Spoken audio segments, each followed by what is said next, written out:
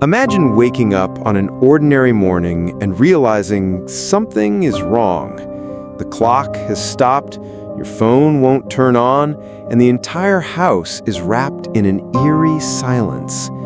You look out the window and discover it's not just your street. The whole city is down. No power, no internet, no explanations. Just the unsettling emptiness of a blackout that seems endless. What would happen if the power grid failed for 3 full days in a major U.S. city? How many people would be prepared to survive without electricity, without guaranteed access to clean water, without hospitals running, without the simple certainty that the food in the fridge would still be fresh tomorrow? 3 days might sound short, but in the middle of chaos, every hour stretches into eternity. And when the sun sets, the darkness reveals not only the absence of electricity, but also the deepest fears of the human soul. Who would you trust when rules no longer exist? Who would have the courage to protect their family in the face of collective despair? This isn't just the story about a power outage. It's about survival, choices, and sacrifice. It's about how the human spirit reacts when comfort vanishes and the most primal instinct, survival, takes control. So tell me, would you be ready if the darkness began today? In the small town of Riverside, Ohio, life seemed to follow a peaceful rhythm. Mornings were always the same.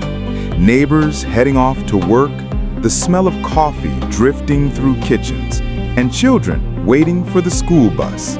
It was a simple community where everyone believed that modernity and electricity were unshakable guarantees of modern life. Among the residents was David Miller, a 42-year-old former soldier now working as a mechanic. Disciplined and quiet, he carried the scars of war and a natural instinct for survival. He lived with his wife, Laura, a nurse at the local hospital, and their 13-year-old daughter, Emily, a dreamy girl who spent hours writing in her diary. For them, life in Riverside was a chance to start over. That Friday morning, nothing seemed out of place. David was preparing to open his workshop, while Laura got ready for her afternoon shift. Emily, excited, rehearsed for a school presentation. But at 9:15 a.m., everything changed. The lights flickered once, then again, and went out for good.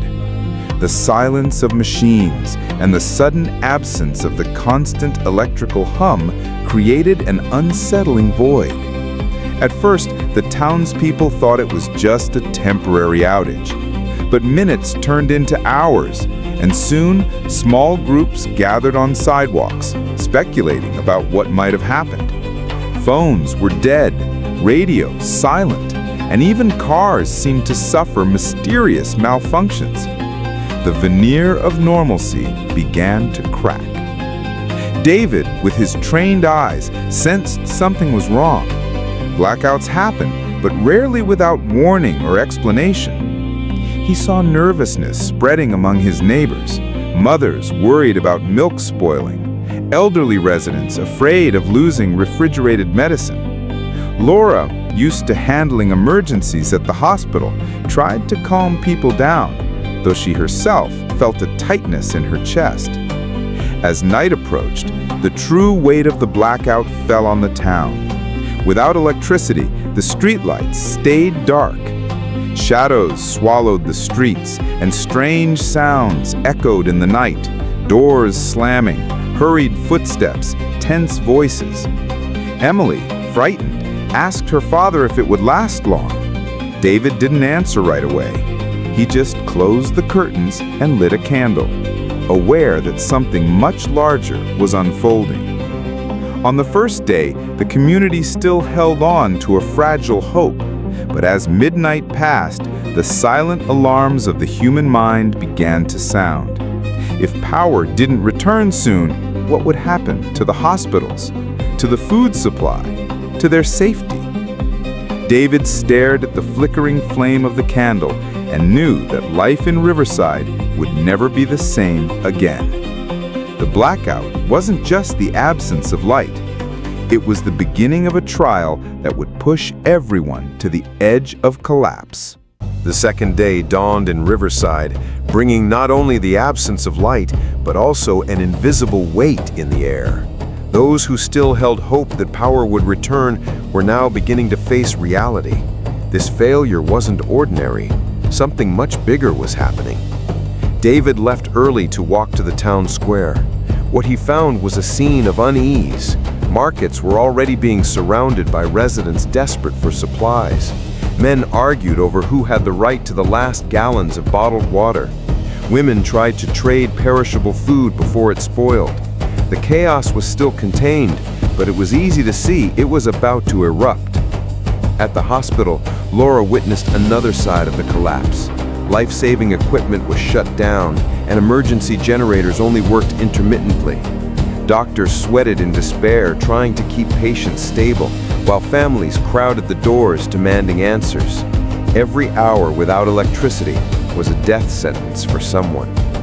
Laura could see in her colleagues' eyes the same fear she was trying to hide from her own family. Emily, on the other hand, felt the impact among the younger ones. Her friends were terrified, some crying because they couldn't reach relatives in other cities. With no internet, no news, the sense of isolation was absolute. She wrote in her diary that the town felt like an island surrounded by darkness, with no map and no way out. That night, David gathered his family in the living room, lit only by candles. He calmly explained that they would need to ration food, stay calm, and avoid going out unless absolutely necessary. Emily cried, begging to call her best friend, but the silence of the dead phone was answer enough. Laura looked at her husband, trying to project confidence, but deep down she knew, if the crisis dragged on, even the strongest would falter. Meanwhile, rumors spread through the town. Some said it was a cyber attack on the national power grid. Others believed it was an irreversible failure in the plants. Some even swore they had seen strange trucks rushing in and out of the nearby substation. With no reliable information, paranoia grew by the minute. The peak of tension came when a small group tried to loot a grocery store during the night. David heard the shouting and ran to the window, seeing shadows darting away with bags. Within moments, gunshots echoed in the darkness. For the first time, Riverside tasted the bitter edge of violence born from fear. In that instant, David realized the real battle wouldn't be against the darkness itself, but against human despair. The community was on the brink of breaking apart, and no one knew how far it could go. On the morning of the third day, Riverside was no longer the same. The streets were deserted, faces bore the marks of exhaustion, and fear hung over every corner. The silence was broken only by heated arguments or the sound of doors being slammed shut. It felt as if every family was preparing for an invisible war. Restless, David decided to investigate. He knew the town's geography well and set out on foot toward the power substation, a few miles away. Along the way, he noticed troubling signs: looted stores, abandoned cars, even an improvised barricade built by neighbors who no longer trusted outsiders. Mutual trust, once the foundation of the community, was dissolving into suspicion. When he arrived, David saw something that made his blood run cold. The entrance to the substation was surrounded by unmarked military vehicles. Armed men dressed in black stood guard, preventing anyone from approaching. There were no official insignias, no sign of government or National Guard. They were anonymous figures, yet their presence carried enough authority to terrify any citizen. David went unnoticed, but what he saw was enough to change everything. This wasn't a simple blackout. It was orchestrated. Maybe an experiment, maybe an attack, maybe a high-level strategic decision. What was clear was that someone was controlling Riverside's fate, and possibly that of many other cities. Back home, he gathered Laura and Emily and told them what he had seen. Laura was in shock. The thought that the blackout might be intentional shattered everything she believed. Emily, frightened, asked if it meant war. David didn't answer. He only said they had to prepare for the worst. That night, the unexpected happened. A flash lit up the sky from the direction of the substation. A boom rattled the windows, and for a few seconds, it seemed as if the power was about to return. But instead, the lights remained dead. David watched in silence, his heart racing. This wasn't an accidental failure. It was a signal, a warning that something greater was about to unfold. The flash didn't bring hope, it brought fear. He knew that when the sun rose, Riverside wouldn't just be facing the darkness of a power outage. It would be facing the darkness of those who had chosen to plunge the city into chaos. The dawn of the fourth day brought a silence that seemed to scream. Riverside was on the brink of total collapse. Food was nearly gone, the streets were ruled by fear, and every family hid behind locked doors. But David knew this was no ordinary night. The flash from the day before had been a warning. Something was about to happen. Around 3 in the morning, the sound of heavy engines rumbled through the city. Emily woke up terrified and ran to her parents. David looked out the window and saw trucks moving slowly through the main streets. The same armed men from the substation were now inside the city, searching houses, dragging people out. No explanations, only sharp orders and screams. Laura tried to hold back her panic, but when a group began knocking on doors in the neighborhood, she clutched Emily and looked at her husband. "What are we going to do?" she whispered, her eyes filled with tears. David took a deep breath, knowing this would be the greatest test of his life. He quietly opened the back door and led his family into the yard. The darkness was nearly absolute, lit only by the distant flames of burning buildings. Every step was a risk, every shadow a possible threat. Emily's heartbeat pounded so hard it felt like it would give them away. Suddenly, voices echoed behind them. Flashlights switched on, and the chase began. David grabbed his daughter's hand and ran through narrow streets, guided by the military instinct still alive in his mind. Laura tried to keep up, but her heavy breathing betrayed the effort.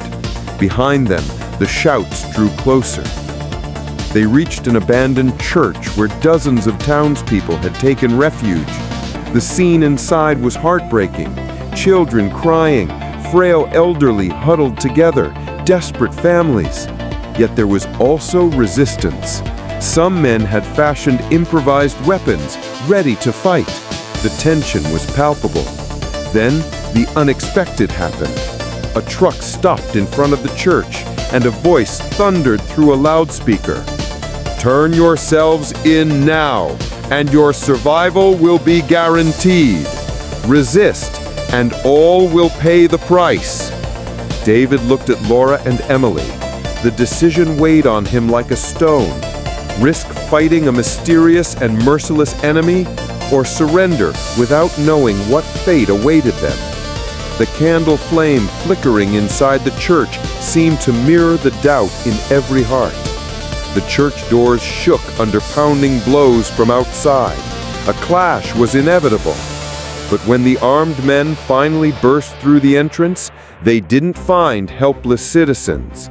They found resistance. David and other townsfolk raised their voices and their improvised weapons. The clash was fierce, but their collective courage forced the invaders to retreat, at least for a few hours. It wasn't a complete victory. The city was still without power, and danger was far from over. But something had changed that night. Riverside had discovered it didn't have to bow to fear. There was still strength left to fight. When dawn finally broke over Riverside, the city was no longer the same. The streets carried scars from the night before. Shattered windows, broken doors, smoke still rising from burned buildings. Yet among the wreckage, there were also signs of something new. Men and women who once kept to themselves now gathered in small groups, sharing bread, water, and even stories of courage. David, who at first saw the blackout only as a threat, discovered that his military instinct wasn't enough to survive. He had to learn to trust people again, to lead not through fear, but through hope. Laura, scarred by her struggle at the hospital, realized that compassion was her greatest weapon. She had seen life's fragility, but also the strength that rises when someone chooses to care for another. Emily, the youngest, carried in her eyes the purity of someone who still believed in the future. Her diary, now filled with fears and dreams, had become a silent witness to the resilience of an entire community. Each character was transformed. That blackout didn't just take away electricity, it stripped away the illusion that comfort would last forever. In return, it delivered a hard but necessary lesson. When everything fails, what remains are the invisible bonds that hold human beings together. And perhaps that is the greatest question Riverside leaves us with. What would you do if darkness fell over your life today? Would you be ready to face your own fears, protect the ones you love, and find light even in absolute darkness? Because the truth is, this story isn't only about a small town in America. It speaks about all of us, about our fears, our courage, and the eternal search for hope in the midst of chaos. If this journey touched you, don't let it end here. Subscribe to the channel, like this video, and tell us in the comments, what would be your very first move if you faced 3 days of darkness? Your voice is part of this conversation, and together we can learn how to endure. And get ready, because in the next video, we'll explore an even more disturbing scenario. What happens when water, the most vital resource of all, stops flowing from the taps? The story of Riverside ends here, but our journey has only just begun.